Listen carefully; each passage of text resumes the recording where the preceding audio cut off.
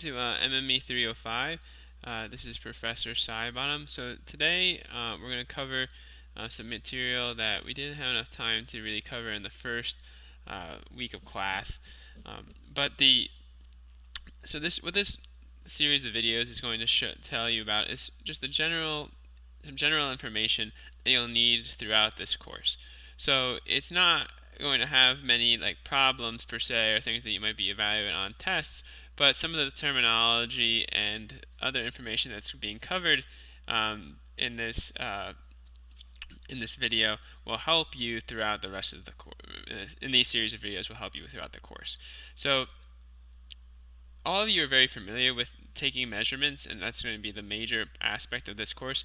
And measurements are essential for everyday tasks. They help us make decisions and improve processes. Some examples of the measurements that are taken during your day are temperature. So you probably look at the temperature that's outside, and based off the temperature that you're measuring, either using a thermometer or more likely looking it up on your phone, you know what to wear. All right, so that helps you decide what to wear that day. All right.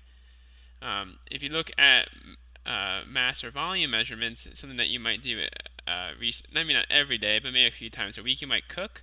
And typically in cooking, you're asked to add a certain amount of material, typically in a volume.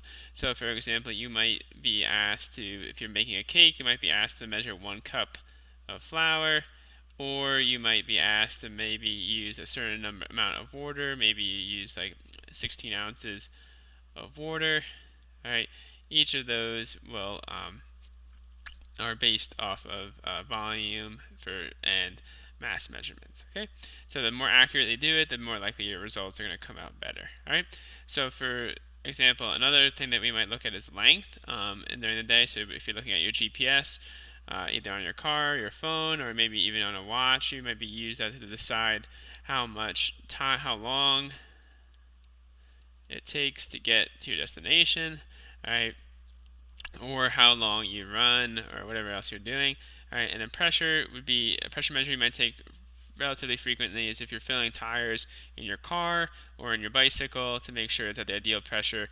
Helps improve efficiency of your car and all that type of information. Okay, so these are some simple measurements that you've probably done many times before during your life and will continue to do throughout your life. So what we're interested in doing is looking at more complex systems. Okay, so if we have more complex systems, right? So more complex systems. So like if you think about like if you're trying to evaluate the efficiency of an internal combustion engine, the test systems become more complicated, right? So they have complex tests with complex instrumentation.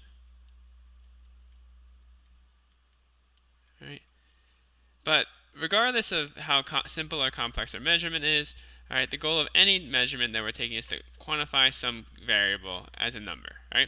So, for example, if you want to verify something is at the boiling point temperature of water, all right, you put a thermometer in boiling water and you would look at the reading of the thermometer, right? So the reason you'd probably be doing that is you want to evaluate whether or not the water is boiling or if it's still below the boiling point. Okay, so um, so overall in the course, we're really trying to do is just to evaluate these 3 questions. All right, so the first question we're trying to answer is to try to tell you what instruments should we use to measure or record the experiment's variables, or the process we're trying to understand, right?